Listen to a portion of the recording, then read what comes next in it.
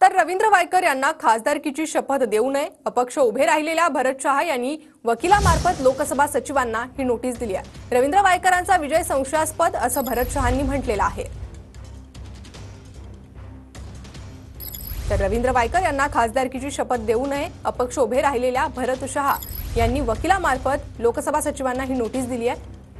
अधिक अपडेट आपण घेणार आहोत आपले प्रतिनिधी प्रदीप कापसे यांच्याकडून। प्रदीप, प्रियंकाजी बरोबर आहे। खरं तर 24 तारखेपासून दिल्लीमध्ये संसदेचं नवीन अधिवेशन जे आहे ते सुरू होते। मात्र त्याआधी खरं तर खासदारांना शपथ जी आहे ती दिली जाते। मात्र रवींद्र वायकर यांना खासदारकीची शपथ जी आहे ती देऊ नका असं थेट पत्र जे आहे वकिलांमार्फत अपक्ष उमेदवार भरत शहा यांनी थेट लोकसभेच्या सचिवांना दिलेलं आहे।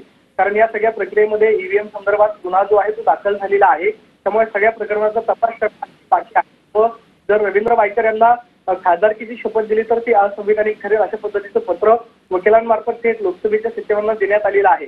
कारण ईव्हीएमच्या संदर्भानं रवींद्र वायकर यांच्या नातेवाईकांवरती गुन्हा जो आहे तो दाखल झालेला आहे। सीसीटीव्हीची मागणी सुद्धा आलेली आहे।